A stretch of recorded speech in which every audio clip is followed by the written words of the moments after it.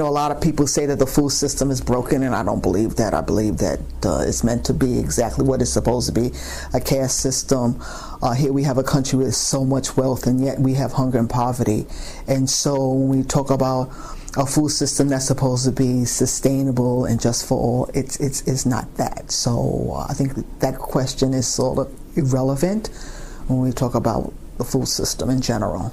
I think the national food system already is irrelevant. First of all, it feeds into a system that places a lot of emphasis on subsidies and commodities. And if you look at the effect that both subsidies and commodities have done, especially in low-income neighborhoods and neighborhood of color, it just reinforces a homogenized monocropping system. Is really not diverse. So what I want to see in terms of a national food policy is more diversity and more trickle down into communities that need it the most.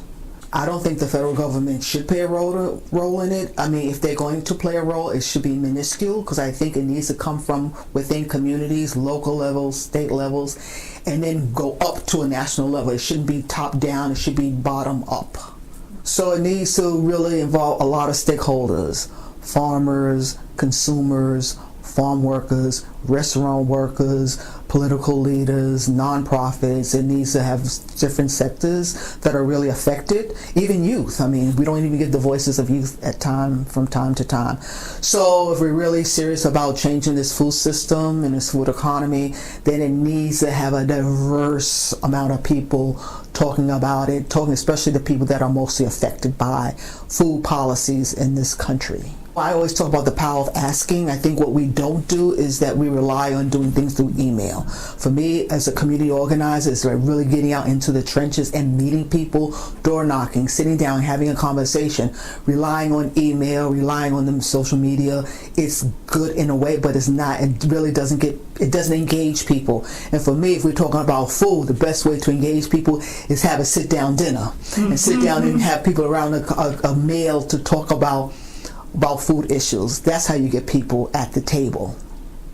And the federal government needs to go into the communities, get off your high horses out in Washington, and go into the communities and sit down and talk with communities. What is it that the federal government can do for you? What is it that we can get you involved in the political system? Where is it where your voices are not being heard? What is it that we can do to make sure that you are a stakeholder, that you have a seat at the table, that your voice is heard? These are the questions that the federal government needs to ask the people in general. The federal government should support urban agriculture. It's not going away, but we have to be mindful when we talk about urban agriculture. What are we really talking about? Because there's two phases to urban agriculture. There's the commercial phase of urban agriculture, and there's the other phase of people with their hands in the ground trying to bring back their community, trying to build infrastructure of the economy.